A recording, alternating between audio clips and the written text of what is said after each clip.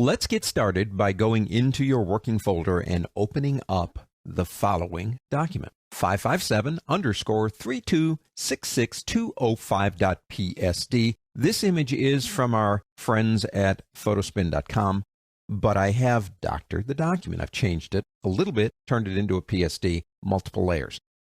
Let me bring layers over here. Give us a little bit more room to play. What I've done, let me turn this one off for a second, is I've taken a document that was one photo of a sky and some ground area, and I have split them into two layers. I put the sky in one and the ground in the other. You say, well, cool, how did you manage that?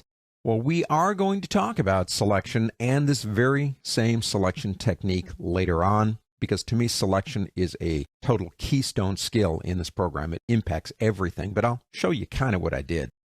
Over in Channels, there's something called Blue Copy. Now, what I did was I made that out of a channel and then converted it into an alpha selection and then used that to separate the two layers. We'll do exactly that same thing later.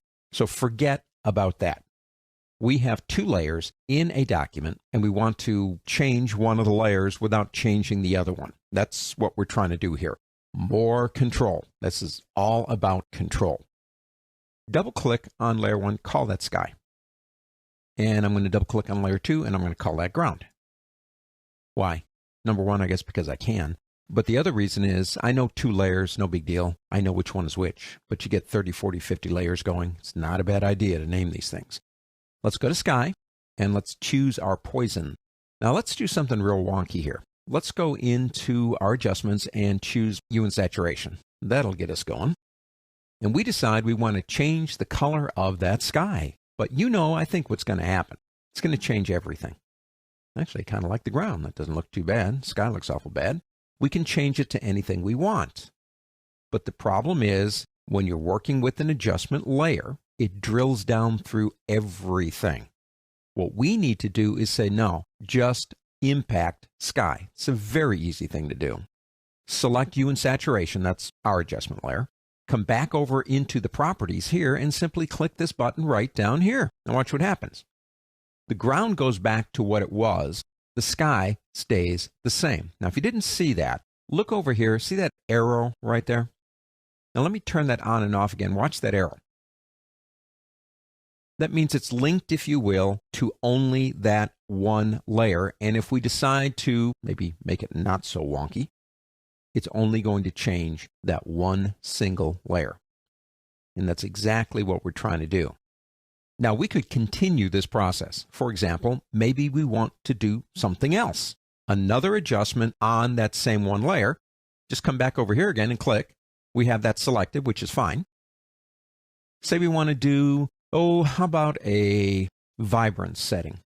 Or adjustment, I should say. Now, this one will drill through everything unless we select it and click the same button. Now, if we go into vibrance, we can impact the vibrance, which is kind of like the middle color tones. That's kind of what vibrance does, where saturation just does everything.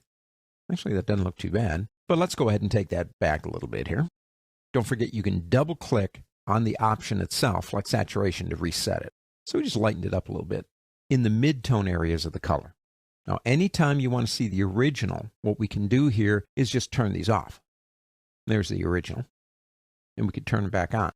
Now, we could continue the process with ground here if you want to do something on ground by selecting ground first and then going and choosing what we want. Like maybe we do want that as, say, black and white. Trying something different. And we could also tint it if we wanted to right here and just click the tint button. Choose here if you want to change the color of the tint. Now, this one doesn't impact the sky because the sky's above the ground and it only works down. But if you did have other layers under here that were being wrongfully changed, all we'd have to do really is select it and then click that button one more time. Adjustment layers work down, they drill down. If you want even more control over them, you can link them to a specific layer, chain it, and make sure that they stay together, and that way you have even more control.